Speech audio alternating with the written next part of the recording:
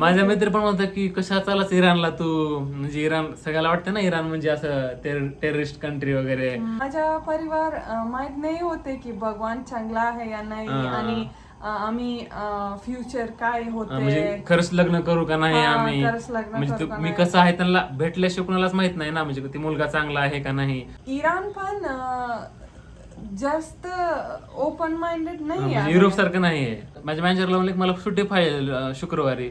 Manager म्हणले का, की माझी गर्लफ्रेंड इराणची आहे, मी इराणला जाणार आहे भेटण्यासाठी तिला. तुला शॉकच बसला. ती म्हणजे कसं, म्हणजे मला वाटलं तुझी गर्लफ्रेंड इथली असेल भारतामधलीच कुठली तर. आणि 2 महिने भगवान जवळपास 75 डेज, एक्झॅक्ट 75 डेज. हा, जवळपास 75 दिवस मी बिटाच्या घरी होतो. बाहेरच्या देशातली येऊन सुद्धा मराठी बोलताय तुम्ही, काय कमेंट करत नाही, शेअर करत नाही, काय बरोबर नाही.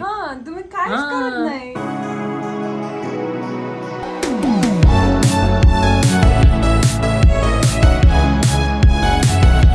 नमस्ते मित्रांनो, या नवीन व्हिडिओ खूप खूप स्वागत आहे. प्रिव्हियस व्हिडिओ मध्ये आम्ही डिस्कस केले की भगवानला आई केसे भगवानला फाईल बघितले. म्हणजे माझ्या आईला आमच्या लव्ह स्टोरी बद्दल कसं माहित झालं आणि कशी मी फ्लाईट बुक केलं वगैरे, तर लास्ट व्हिडिओ मध्ये इतकं आपण डिस्कस केलं होतं. आणि या व्हिडिओ मध्ये काय डिस्कस करते, या व्हिडिओ मध्ये आपण डिस्कस करू की मी फर्स्ट टाइम पासपोर्ट आल्यानंतर पुण्या दुसऱ्या देशामध्ये जात होतो, ते पण इराणला. तर माझा एक्सपिरियन्स कसा होता, मी कुठे राहिलो इराणमध्ये गेल्यानंतर, पॅरेंट्सची रिॲक्शन काय होती, म्हणजे काय होते एक्झॅक्टली, म्हणजे पुढे काय झालं आमच्या स्टोरीमध्ये ते डिस्कस करू आपण. बेटा तू सुरू कर. बेटाची मराठी खूप छान झाले का नाही खरं कसं कमेंट मध्ये, म्हणजे बोलू शकते तिने, म्हणजे असं तुटक का होईना पण मराठी बोलू शकते. थोडस तू मॅनेज करू शकतेस आणि कळते पण तुला मी काय बोलायला लागलो ते. कळते तुम्ही काय बोलले, पण जास्त मला बोलत नाही. कारण आम्ही दोघंच आहो ना, तर आम्ही कधी कधी फारसी, कारण मला फारसी पण येते आता, म्हणजे बोलू शकतो मी फारसी, बट लिहू आणि वाचू शकत नाही. मी सुरू करते का? ओके. भगवान मला म्हणले की सडनली मला म्हणले की माझा पासपोर्ट आले आणि फ्लाईट तिकीट पण बुक केले. आणि भगवान मला विचार केले की मी काय विचारले की मी आता काय करते, कुठे राहते. आणि मी थोडासा शाय होते. मी माझ्या परिवाराला, म्हणजे आई आणि पापाला विचारले की भगवान कुठे राहते. म्हणजे मी म्हणलं की भगवान हॉटेलमध्ये जात. मी म्हणत होतो की बेटाला की काय प्रॉब्लेम नाही, मी हॉटेलमध्ये राहतो, म्हणजे जेव्हा मी इराणमध्ये ना तेव्हा हॉटेलमध्ये राहतो आणि आपण भेटत राहू असं तसं. आणि एक गोष्ट आहे की इराण पण जास्त ओपन माइंडेड नाही आहे, युरोप सारखं नाहीये. म्हणजे फॅमिली ओरिएंटेड आहे. आणि how to say, like relationship without marriage is not common. म्हणजे मॅरेज झाल्याशिवाय कोण तुम्हाला दुसऱ्या जागी राहू देणार नाही, म्हणजे एवढं पण ओपन नाही युरोप सारखं. म्हणजे खूप भारत आणि इराण सिमिलर आहे मॅरेज साठी. आणि माझा परिवार म्हणले की, म्हणजे मी खूप शॉक झालं. माझा परिवार म्हणले की ते मुलगा आमच्यासाठी येत आहे आणि खूप जास्त पैसा खर्च करावा लागेल हॉटेलमध्ये राहायचं असेल तर. That's why. त्यामुळे तुम्ही सांगा की इकडे घरीच राहा. म्हणजे माझा प्लॅन होता की मी हॉटेलमध्ये राहीन. बरं, बिटान जेव्हा आई वडिलांना बोललं की भगवान येत आहे इराणला भेटण्यासाठी वगैरे, तर आई वडिलांनी म्हणले की हा तर आपला मेहमान आहे, म्हणजे ह्याला कसं आपण हॉटेलमध्ये राहू देवं, आणि वरून पैसे पण जास्त जातील त्याच्या आल्यामुळे इकडं इराणमध्ये राहायचं असेल तर हॉटेलमध्ये वगैरे. तर त्याने म्हणले काय गरज नाही, त्याला सांग की इथंच राहा, घरीच राहा म्हणून. आणि 2 महिने भगवान जवळपास 75 डेज, एक्झॅक्ट 75 डेज. जवळपास 75 दिवस मी बिटाच्या घरी होतो. आणि माझ्या घरी how to say, it's like that, means it's like that की my house everyone nearby shops know. म्हणजे घर अशा जागी होतं ना तर घरच्याला सगळेजण ओळखत होते पूर्ण गल्लीमध्ये वगैरे, कारण त्याची पूर्ण म्हणजे आजीपासून पूर्णची फॅमिली त्याच एरियामध्ये राहते. तर सगळेजण शॉप मधले किंवा नियर बाय नेबर्स सगळ्यांना त्यांची ओळख होती बिटाच्या आई वडिलाची. त्यामुळे माझ्या फॅमिली खूप अवघड होत्या, म्हणजे खूप अवघड होत, कठीण होत त्यांच्यासाठी की म्हणजे मला तिथं राहू दे त्यांच्या घरी विदाउट मॅरेज ऑल्सो. कारण माझा परिवार माहित नाही होते की भगवान चांगला आहे या नाही, आणि आम्ही फ्युचर काय होते, म्हणजे खरंच लग्न करू का नाही आम्ही, म्हणजे मी कसं आहे त्यांना भेटल्याशिवाय कुणालाच माहित नाही ना, म्हणजे ती मुलगा चांगला आहे का नाही. तर तरी पण त्यांनी त्यांच्या घरी राहण्याची मला परवानगी दिली आणि त्यांनी मी रिक्वेस्ट केली. मी स्टार्टिंगला म्हणत होते नाही नाही नाही मी हॉटेलमध्येच राहतो, बरोबर नाही घरी राहणं. पण त्याने म्हणे की नाही नाही राहा, घरीच राहा. मी पण त्यावेळेस बेटाच्या आईला बोलत होतो, आठवत आहे का, ट्रान्सलेटर यूज करून मी बोलत होतो बेटाच्या आईला पण त्यावेळेस. आणि नंतर काय झालं, नंतर भगवान मला विचार केले की तुमच्या कंट्री आय फॉरगॉट, देश तुमचे देश ट्रीज आहेत, झाडे आहेत का या नाही. कारण सगळ्यांना असं इराक सगळे अरब कंट्री वाटत ना सगळ्यांना, अरब देश आहेत त्यांच्याकडे सगळं डेझर्ट वगैरे असेल, म्हणजे वाळवंट. अरब कंट्री नाही, त्यावेळेस मला वाटत होत तसं, असं म्हणतोय मी. पण इराण आणि बाकी देशामध्ये खूप फरक आहे, म्हणजे जमीन आसमानचा फरक, एवढा फरक आहे. आणि मी म्हणलं की हा इकडे 4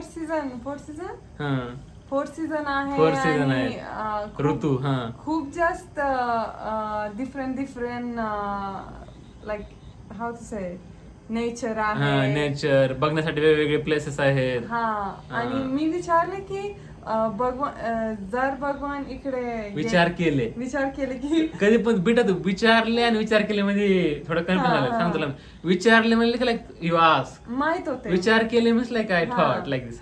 मी विचार केले की जर भगवान इराण मध्ये येते, मी भगवानला इकडे तिकडे घेऊन जाते आणि भगवान बघते की इराण कसे आहे.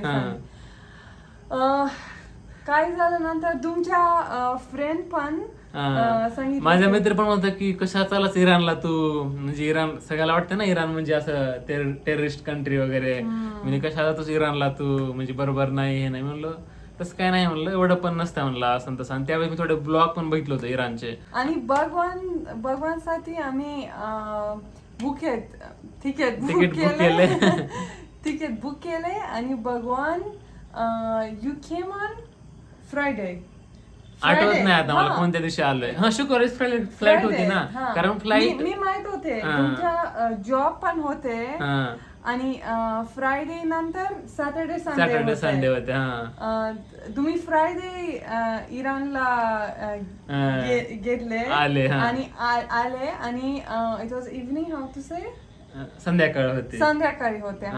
मी माझा परिवार विचार केले की तुम्ही येते या नाही एअरपोर्टला, आणि खूप विचारले की खूप जास्त bag, what is suitcase, bag, खूप जास्त बॅग आहे. आणि एक कार, कारण त्यांची हॅचबॅग कार होती त्यांच्या घरी, टाटा टियागो आहे ना तशी. मग तिने विचार केला की कसं सगळेजण तर जाता येणार नाही, मग बेटा, तुझा भाऊ, मी, माझा भाऊ आणि माझा आंट, 3 जण आले, कारण बॅग साठी वगैरे जावं लागते ना त्यावेळेस. आम्ही विचार केले की जर माझ्या आई आले, पप्पा आले, जागा पण राहणार नाही गाडीमध्ये. आणि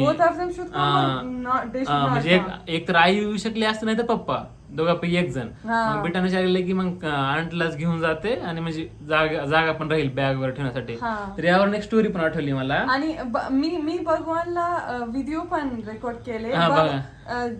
How to say when I came to India for the first time, जेव्हा मी इंडियामध्ये आले पहिली बार, भगवान काहीच नाही व्हिडिओ रेकॉर्ड केले. त्यावेळेस मी, तुला माहित आहे ना कसं होतं, मी कधीच इंस्टाग्राम वापरत नव्हतो, मी काय सोशल मीडियावर तर मी नव्हतोच, माझे फोटो पण नव्हते जास्त, मी इंटरेस्टच नव्हतो पूर्ण कॅमेऱ्यामध्ये वगैरे, खूप शाय टाईप होतं. त्यावेळेस मला फर्स्ट टाइम कुणाला भेटतोय मी, माझं डोकं पण चाललं नाही की रेकॉर्ड वगैरे करावं व्हिडिओ वगैरे असं, म्हणजे पण मी व्हिडिओ रेकॉर्ड केली.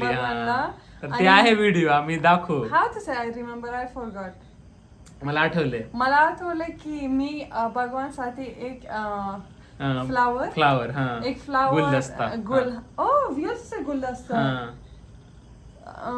एक गुलदस्ता घेतले आणि रोज लाल आणि सफेद घेतले आणि भगवानला दिले. ये व्हिडिओ आम्ही टाकते इकडे, म्हणजे व्हिडिओ आहेत ते तुम्हाला दाखवू आम्ही स्क्रीनवर. आणि मी भगवानला हाक केले, माझ्या भाऊ पण हाक केले.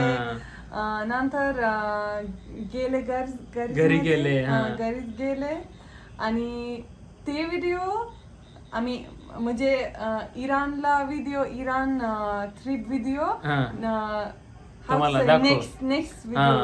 तर आता ह्या पुढे काय झालं की नंतर मी घरी गेलो बिटाच्या घरी. मग बिटाच्या घरी गेल्यानंतर आई वडिलांची रिएक्शन काय होती, मी कसं 2 महिने राहिलो, कुठे कुठे गेलो, किंवा बेटाच्या पॅरेंट्सला कसं कन्व्हिन्स केलो मी मॅरेजसाठी वगैरे, का गरज पडली नाही कन्व्हिन्स करण्याची, ही पूर्ण आम्ही डिस्कस करू नेक्स्ट व्हिडिओ मध्ये. पण या व्हिडिओ मध्ये तुम्हाला अजून एक गोष्ट सांगायची होती.